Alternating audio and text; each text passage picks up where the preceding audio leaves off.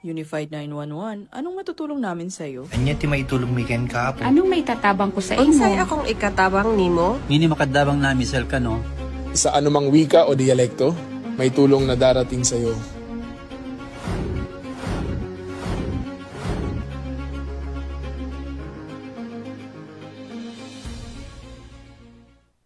Lilingkod sa bawat Pilipino at magbibigay ng tamang impormasyon para sa tahimik at maayos na Pilipinas. Police News Network, alagad ng batas, tagapagtaguyod ng balitang pulis, sandigan ng mamamayan, patnubay ng katotohanan.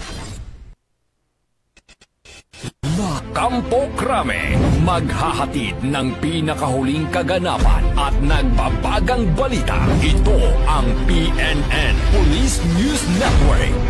At ngayon, ang inyong mga tagapagbalita. Magandang araw, bagong Pilipinas. Ako ang inyong alagad ng batas, tagataguyod ng Balitang Pulis. Patrolwoman Ronalyn Tanggiak mula sa Regional Mobile Force Battalion ng NCRPO. Maghatid sa inyo ng tamang balita, kwento ng pulis at serbisyo para sa mamamayan. At ito ang PNP News Online. Ang pangunahing balita ng Police News Network, alagad ng batas, tagataguyod ng Balitang Pulis.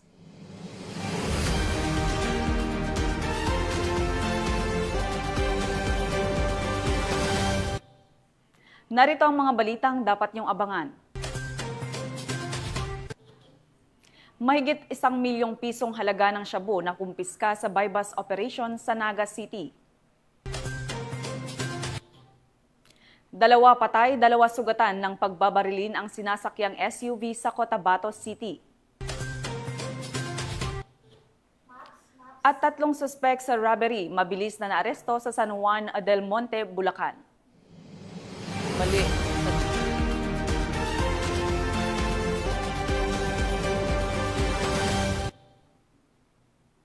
Narito ang mga balitang hatid ng ating PNN correspondents mula sa iba't ibang panig ng bansa.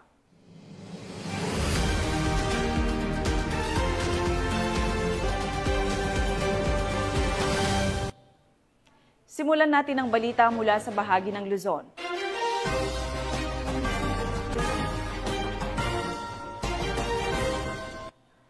Tinatayang 2.5 milyong halaga ng tanim na marijuana ang pinuksa ng mga operatiba ng Cordillera, PNP sa bayan ng Tinglayan, Kalinga at Kibungan, Benguet.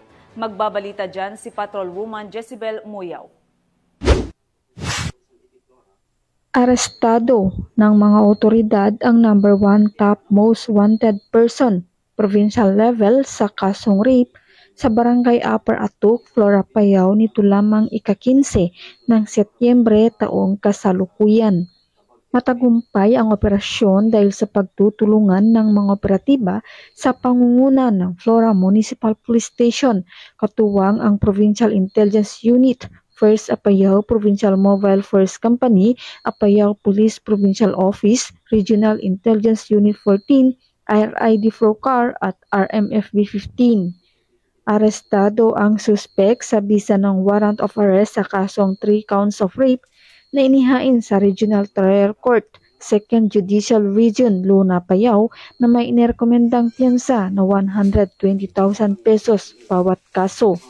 Matapos basahan ng kanyang mga karapatan sa salitang kanyang naiintindihan, dinala ang suspek sa tanggapan ng pulisya para sa tamang dokumentasyon at wastong disposisyon bago i-turn over sa hukuman. Ang matagumpay na operasyong ito ay bahagi ng patuloy na kampanya ng PNP laban sa mga kriminal at wanted personalities sa lalawigan. Mula dito sa Payao, ako ang iyong PNN correspondent, Patrolwoman Mayra Beran, alagad ng batas, tagataguyod ng Balitang Pulis. Maraming salamat, Patrolwoman Muyaw. Agad na naaresto ng mga tauhan ng San Jose del Monte Police ang 3 suspek sa panloloob sa isang bahay sa Barangay Muzon East, San Jose del Monte, Bulacan. Magbabalita dyan si Patrolwoman Per Cristalin Javier. Naaresto ng mga tauhan ng San Jose del Monte PNP ang 3 suspek matapos manloob sa isang bahay dakong 2:00 ng madaling araw sa Barangay Muzon East, City of San Jose del Monte, Bulacan. Kinilala ni Police Lieutenant Colonel Rayson M. Bagain Acting Chief of Police ng San Jose del Monte City Police Station ang tatlong suspect na pawang kalalakihan, isang 35 anyos residente ng Caloocan City, isang 39 at 33 anyos na residente ng San Jose del Monte, Bulacan. Ayon sa ulat, sinira ng mga suspect ang pinto ng bahay ng biktima na isang 74 anyos na babae at tinangay ang mga laman ng 5 balikbayan boxes at iba pang personal na gamit na tinatayang nagkakahalaga ng 100,000 pesos. Nang papalabas na ang mga suspect, namataan sila ng isang testigo na agad nagsumbong sa mga kinauukulan at nagresulta sa pagkakaresto ng mga ito at nabawi ang ilan sa mga personal na gamit ng biktima. Kasalukuyang nasa kustodiya ng otoridad ang mga suspect at nahaharap sa kasong robbery. Sa pahayag ni Police Colonel Angel L. Garciliano, Provincial Director ng Bulacan Police Provincial Office, patuloy na paiigtingin ng kapulisan ang kanilang mga operasyon laban sa kriminalidad upang matiyak ang kaligtasan at kapanatagan ng bawat mamamayan sa lalawigan ng Bulacan. Mula dito sa Bulacan Police Provincial Office, ako ang inyong PNN Correspondent, Patrolwoman Pearl Cristalin Javier, alagad ng batas, tagataguyod ng Balitang Pulis. Maraming salamat, Patrolwoman Javier. Bumagsak sa kamay ng mga otoridad ang isang high-value individual matapos sa itinasang bypass operation ng PNP sa Naga City na nagresulta sa pagkakasamsam ng mahigit 1 milyong pisong halaga ng shabu. Police Staff Sergeant Mercolito Lavendino Jr. sa balita.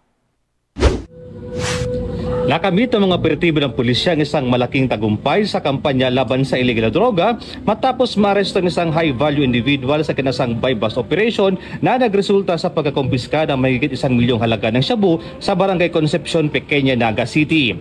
Ayon kay Police Lieutenant Colonel Chester Pumar, Chief City Community Affairs and Development Unit, bandang alas 2:50 ng hapon, nagsagawa ng pinagsalib na operasyon sa kabadang Almeida Highway ang mga elemento ng Naga City Police Office sa pagkikipag-ugnayan sa PDEA Real Office 5. Nagresulta ito sa pag-aresto ng suspect na kilala na sa alias Vince. Kahapon igwa po kita ning bypass operation sa pangingino po kang City Drug Enforcement Unit kang Naga City Police Office, and napasa kamuta po ini si alias Vincent. Saro po siyang high value individual and taga Iriga City, no? So nakuhanan ta po ini primero is 50 grams ng suspected shabu. Sarong sachet lang po ito.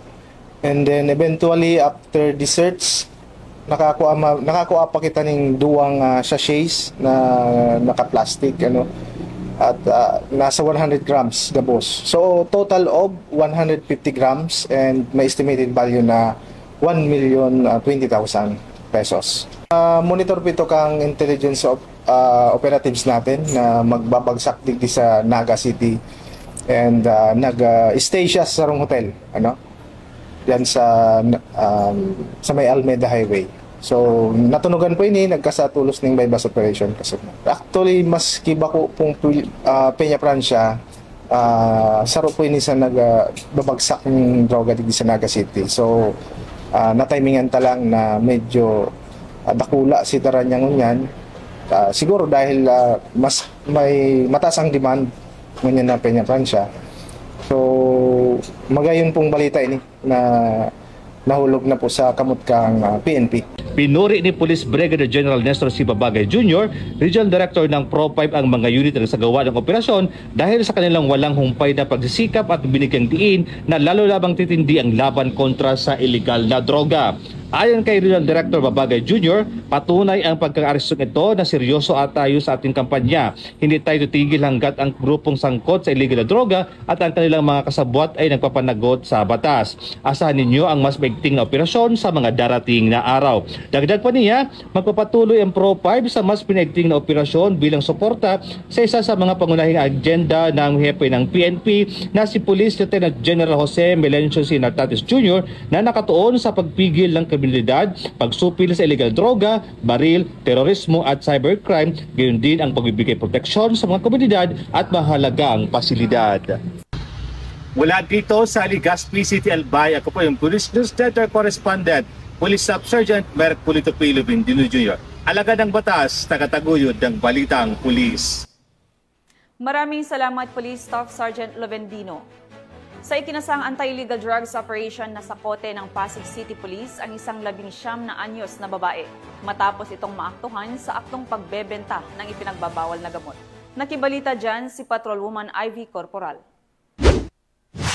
Nasa kote ang isang 19 anyos na babae na kinilalang si alias Iwa matapos ang ikinasang bypass operation ng Station Drug Enforcement Unit ng Pasig City Police Station dakong alas 4:50 ng madaling araw sa Acacia Street, Barangay Pinagbuhatan.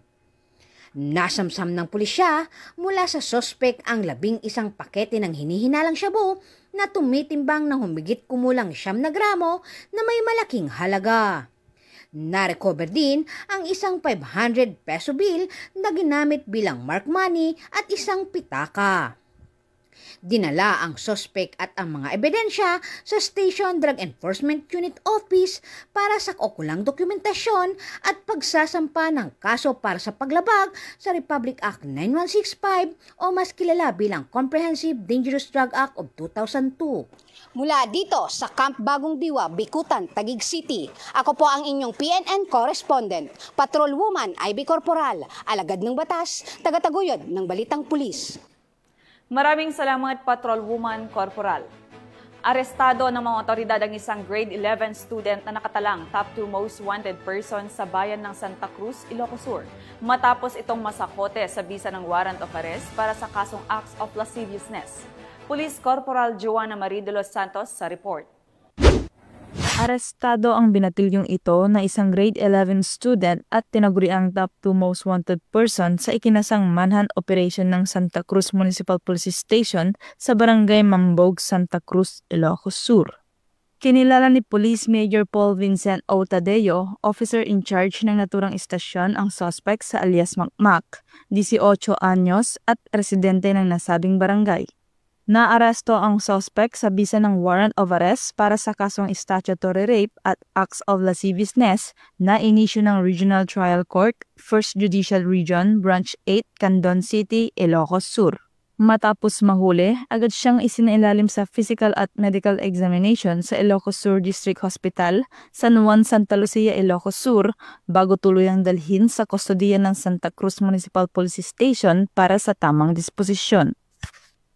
Ayon sa pulisya, ang pagkakaaresto sa isa sa mga most wanted ay patunay ng mas pinaigting ng kampanya laban sa kriminalidad na siyang bahagi ng kanilang hangaring mapanatili ang kaayusan at kaligtasan ng komunidad.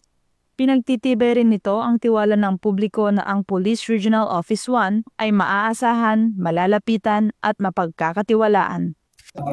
Mula dito sa Ilocos Region, ako ang inyong PNN correspondent, Police Corporal Joanna Marie de los Santos, alagad ng batas, tagataguyod ng Balitang Pulis. Maraming salamat, Police Corporal de los Santos. Hindi nakalusot sa mga mata ng batas ang dalawang individual sa Tuguegarao City matapos maaktuhan sa pag-iingat ng mga delikadong armas. Ang detalye ng report mula kay Patrolwoman Rochelle Ledesma. Ng mga tauhan ng Tuguegarao Component City Police Station ang dalawang lalaki sa isinagawang anti-criminality checkpoint sa Carig Sur, Tuguegarao City bandang 1:40 ng madaling araw noong 12 ng Setyembre taong kasalukuyan mula Kabugaw, Apayao matapos masamsam mula sa kanilang pag-iingat ang granada, baril at mga bala. Kinilala ang mga suspect na sina alias Mario, 30 taong gulang isang magsasaka at alias Romrom, 25 taong gulang at isang construction worker. Ayon sa investigasyon, voluntaryong binuksan ng driver ang kanyang U-Box upang kunin ang lisensya ngunit tumambad at sa mga operatiba ang isang granada at pera. Sa karagdagang inspeksyon, nadiskubre rin ang isang kalibre .45 pistol na may 8 bala at nadiskubre din ang 13 piraso ng iba't ibang kalibre ng bala, kung saan agad na inarestong mga suspect at isinailalim sa tamang proseso. Samantalang nakumpiska ang granada ay tinurn over sa Explosive Ordnance Disposal para sa tamang disposisyon. Mahaharap ang mga suspect sa paglabag sa Republic Act 10591, Comprehensive Firearms and Ammunition Regulation Act, at Republic Act 9516, Illegal Possession of Explosive. Ang operasyon ay alinsunod sa 7-point agenda ni Chief PNP Police Lieutenant General Jose Melencio Sinartates Jr. na paigtingin ang mga operasyon kontra illegal na armas na naglalayong siguraduhin ang kaligtasan ng pamayanan. Dito sa Police Regional Office 2, ako ang inyong Police News Network Correspondent, Patrolwoman Ledesma, alagad ng batas, tagataguyod ng Balitang Pulis.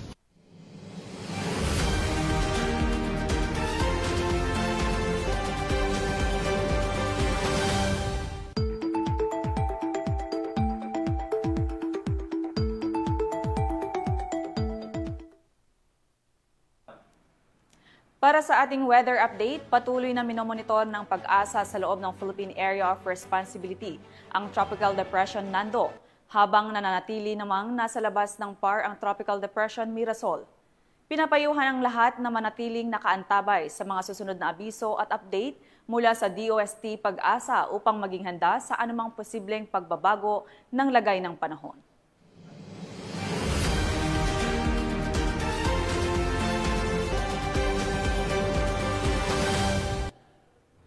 Tunghayan naman natin ang mga balita mula sa Visayas.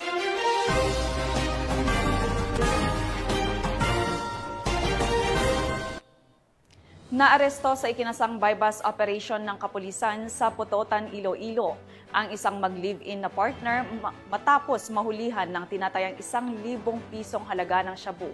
Ang report mula kay Patrolwoman Julibel Alvior. Nakaligtas sa kamay ng batas ang dalawang mag-live-in partner na nasa kote sa matagumpay na bypass operation na pinangunahan ng Putotan Municipal Police Station, katuwang ang Iloilo Police Provincial Office Provincial Drug Enforcement Unit sa Barangay Igang, Putotan, Iloilo, dakong alas 7:21 ng gabi, nitong 15 ng Setyembre taong kasalukuyan. Kinilala ang mga suspect na sina alias DJ, itinuturing na high-value individual at empleyado ng Putotan Local Government Unit bilang market guard, at alias Bonita, itinuturing naman na isang street-level individual. Nahuli silang positibong nagbebenta ng isang sachet ng hinihinalang shabu na nagkakahalaga ng 2,500 pesos sa isang pulis na nagpanggap na buyer. Matapos ang transaksyon, nagsagawa ng follow-up search ang mga otoridad na nagresulta sa pagkakasamsam ng tinatayang 15 gramo ng hinihinalang shabu na may halagang 102,000 pesos batay sa standard drug price na 6,800 pesos bawat gramo. Bukod sa hinihinalang shabu, nasamsam din sa operasyon ang marked by bust money, isang homemade na 9mm revolver, 6 na piraso ng live ammunitions ng parehong kalibre at iba pang non-drug items. Isinagawa ang inventaryo ng mga kumpiskang ebidensya sa lugar ng operasyon sa presensya ng isang halal na barangay opisyal at media representative. Ang mga suspect ay binigyan ng kanilang karapatang konstitusyonal bago dinala sa pinakamalapit na ospital para sa medikal na pagsusuri at kalaunan ay sumilalim sa booking procedures. Sila ay naharap sa kasong paglabag sa Republic Act 9165 o Comprehensive Dangerous Drugs Act of 2002 at Republic Act PAN 591 o Comprehensive Firearms and Ammunition Regulation Act. Ayon kay Police Major Brian ay Alamo, hepe ng Putotan NPS, patuloy ang kanilang maigting na kampanya laban sa iligal na droga. Pinaalalahanan rin ng lahat, lalo ng mga empleyado at opisyal ng gobyerno, na walang sinuman ang nakatataas sa batas. Dahil sa bagong Pilipinas ang gusto ng pulis, ligtas ka. Mula dito sa Western Visayas, ako ang inyong Police News Network Correspondent, Patrolwoman Julibel Alvior, alagad ng batas, tagataguyod ng Balitang Pulis. Maraming salamat, Patrolwoman Alvior. Nakumpiskang halos 140,000 pisong halaga ng shabu sa isinagawang 3 magkakahiwalay na operasyon sa Cebu City. Yan ang tinutukan ni Patrolwoman Annalyn Canoog. Sa 140k na halaga ng hinalang shabu ang nasamsam ng mga operatiba sa 3 maghiwalay na operasyon itong 16 ng Setyembre sa Cebu City. Unang sinagawa ang operasyon sa dakong 1:10 na madaling araw sa Barangay Quiyot na naresulta sa pagka-aresta sa suspect na si alias Amboy, 25 anyos, kabilang sa listahan ng street-level individuals ng mga otoridad. Nakuha mula sa kanya ang isang medium-size heat-sealed sachet na hinalang shabu na may timbang na 5 gramo at nagkakahalaga ng 34,000 pesos. Kasunod dito, pasado alas 2:20 na madaling araw, rumisponde ang mga tauhan kaugnay sa isang report sa isang concerned citizen sa Barangay Poblacion Pardo na humantong sa pagkahuli nahuli kay alias Tata, 47 anyos, na isa ring street-level individual. Siya ay nahulihan ng isang sachet na hininalang shabu na may timbang na 5 gramo at halagang 34,000 pesos. Samantala, ba na alas 3:25 na madaling araw, isang bypass operation ay kinasa sa Barangay Poblacion Pardo na humantong sa pagdadakip kay alias Ibet, 64 na taong gulang at pagkakupiska ng siyam na pakete niya lang shabu na may kabuuang timbang na 10.28 na gramo at may standard drug price value na 69,904 pesos at bypass money. Ang nasabing operasyon ay pinangunahan ng mga tauhan ng Police Station 7, Cebu City Police Office sa pangunguna ni Police Captain Troy Jan Lalamunan, Station Commander. Ang mga suspect ay pansamantalang nakakulong sa nasabing tanggapan habang inihahanda ang mga kasong isasampa laban sa kanila. Don't be tempered by quick money that can cost you a lifetime. The drug trade destroys family and invites violence. Say no, walk away, and help protect our community by reporting suspicious activities. Patuloy ang maigting na kampanya ng pulisya kontra iligal na droga bilang bahagi ng kanilang advokasya para sa mas ligtas na komunidad sa Cebu City. Mula dito sa Cebu City, ako ay yung PNN correspondent, Patrolwoman Annalyn N. Canoog, alagad ng batas, tagataguyod ng Balitang Pulis. Maraming salamat, Patrolwoman Canoog. Walang takas ang isang street-level individual matapos maaresto sa ikinasang anti-illegal drugs operation ng Leyte PNP sa Barangay Cavite West, Palo, Leyte. Tinutukan niya ni Patrolwoman Cristel Palafox.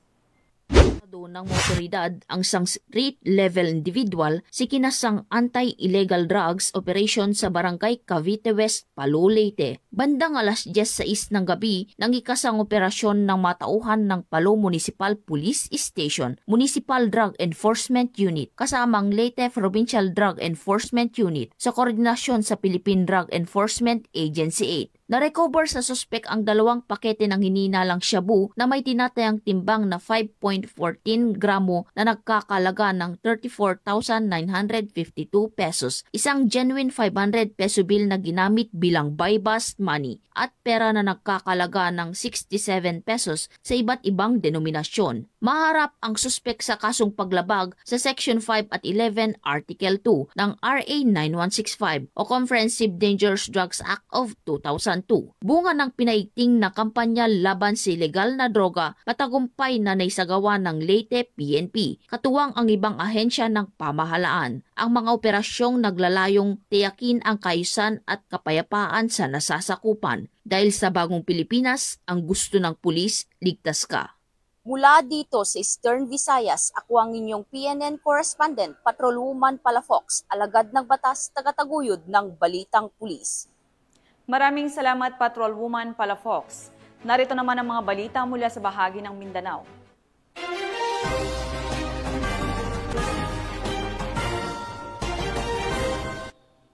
Mahigit 1.6 milyong pisong halaga ng shabu ang nakumpiska habang 42 katao ang bumagsak sa kamay ng batas sa loob lamang ng 4 na araw na maigting na anti-illegal drugs operations ng PNP Caraga. Narito ang detalye ng report mula kay Police Staff Sergeant Irish Joy Laureto. Nahuli ang mahigit 1,638,804 pesos and 76 centavos na halaga ng hinihinalang shabu at 42 sospek ang naaresto sa pinaigting na anti-illegal drug operations ng Caraga Police mula September 11 hanggang 14 ayon sa ulat ng Regional Operations Division nito lamang September 15, 2025. Ayon kay Police Brigadier General Marshal Mariano P. Maestrado IV, Regional Director ng Police Regional Office 13, kabilang sa mga naaresto ang 10 high-value individual at 32 na street-level individual sa iba't ibang buy-bust operation at serbisyo ng search warrant na ikinasa ng mga lokal na unit ng pulisya sa rehiyon. Isa sa mga naaresto ay kinilalang si Andy mula sa Nasipit, Agusan del Norte na nahulihan ng 14 grams ng shabu na nagkakahalaga ng 95,200 pesos. Kasalukuyan ng inihahanda ang mga kasong paglabag sa Republic Act 9165 o Comprehensive Dangerous Drugs Act of 2022 laban sa lahat ng mga naarestong suspect.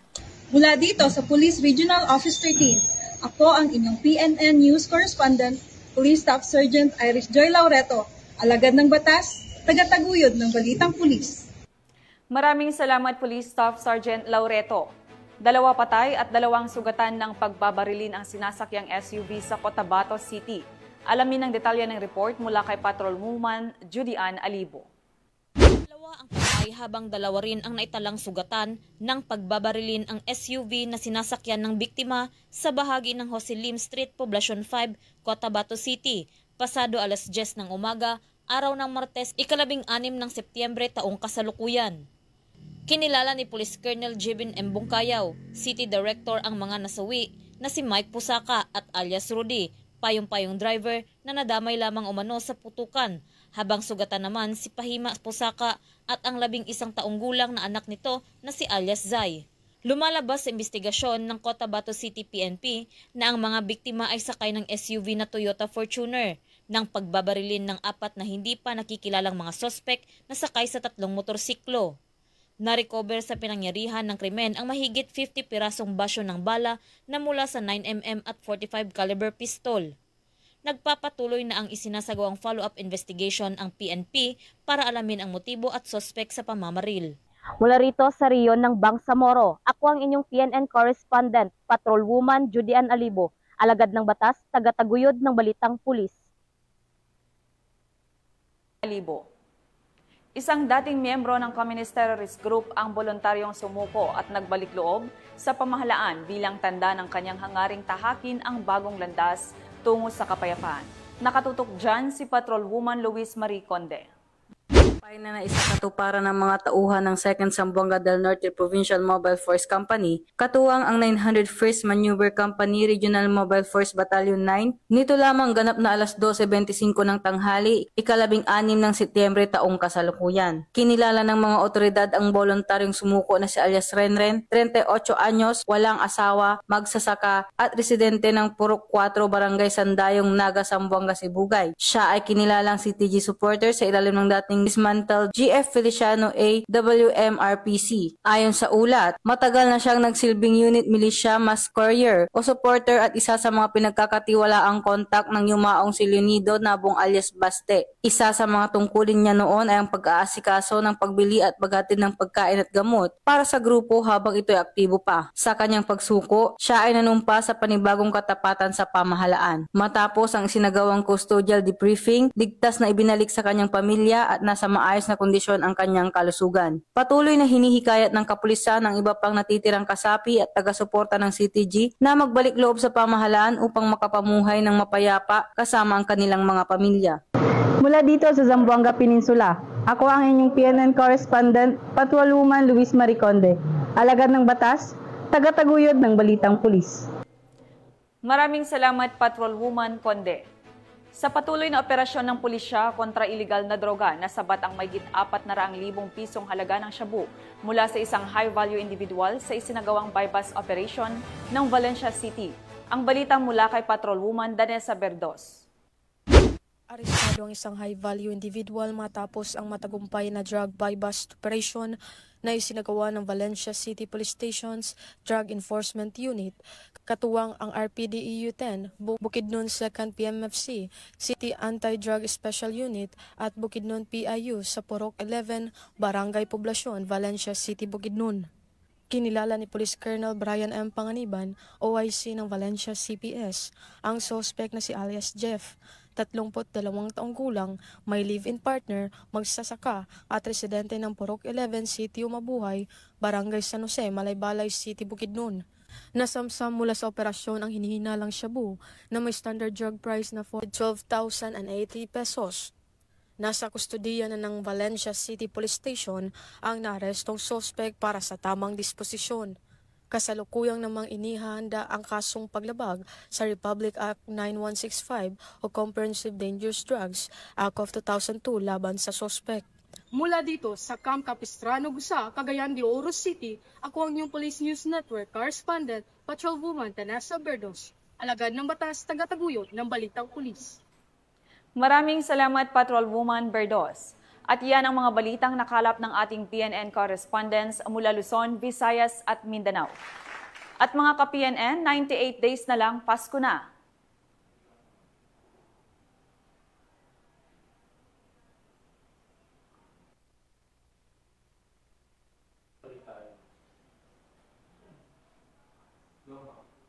Sa ngalan ng pamunuan ng Philippine National Police sa pangunguna ni Acting Chief of PNP, Police Lieutenant General Jose Melencio Sr. Tates Jr. at sa pamumuno ni President Ferdinand Bongbong Marcos Jr., kami ay maglilingkod sa bawat Pilipino at magbibigay ng tama at balanseng balita.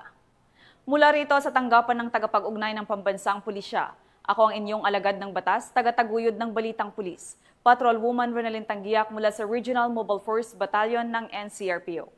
Maghatid ng tamang balita, kwento ng pulis at serbisyo para sa mamamayan. At ito ang PNP News Online, ang pangunahing balita ng Police News Network.